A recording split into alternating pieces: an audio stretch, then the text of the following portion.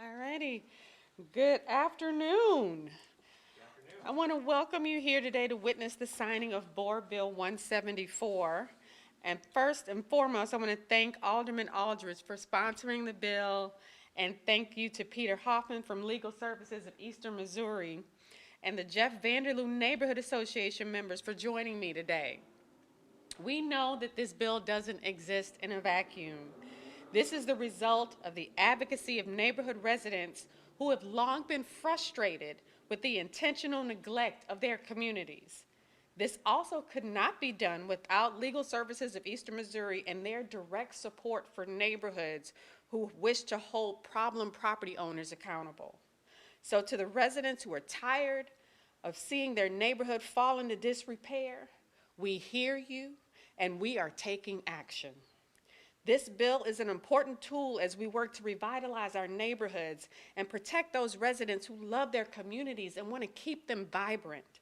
This is also just one step in the long strides our city is taking to bring economic revitalization to neighborhoods that have seen decades of disinvestment and neglect.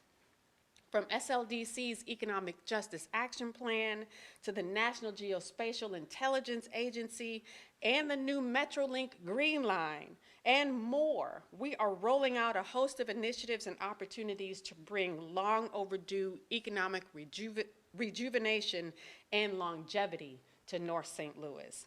I am honored to sign this bill today, and now I am also honored to turn it over to Alderman Rasheen Aldridge. Thank you, Madam Mayor. I want to thank her administration, herself, and her team on the leadership on this piece of legislation. Also want to thank, as she mentioned, the JVL Neighborhood Association, as well as the St. Louis Place Neighborhood Association, and Mr. Hoffman from Legal Services of Eastern Missouri. This legislation really is the people's legislation. When the bill was first filed, residents brought some concerns because when you talk about eminent domain and you talk about a blight, this neighborhood has been done wrong in the past. And I just want to thank SLDC and the mayor's team for actually sitting down with the residents to ensure that their voices was at the table during this process. JVL in St. Louis Place is a beautiful community, but for so long it has been neglected, it has been left behind. This historic piece of legislation is really exciting because I think this is a blueprint of how we do development in the city of St. Louis.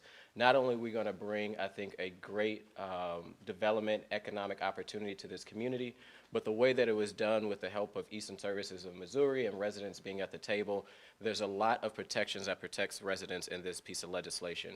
As we know, sometimes when development comes, you have that fear of gentrification. But thanks to the residents, we put a lot of protections in there that stop gentrification for allowing them to be able to tap into a 10-year tax abatement when they make an upgrade on their home. It's also language in the bill that allows for residents to be at the table when $1 million of development come to the community. I may be the alderman of this community, but this piece of legislation truly was community driven. The residents was at the table from the very start all the way to the end. And I just again want to thank St. Louis Place Association, JVL Association, Mr. Hoffman from Legal Services of Eastern Missouri, Mr. Neil Richardson from SLDC, and the mayor's administration for showing the city how we do development in an equitable way. So thank you, Mayor Jones, and thank you to everybody that was involved.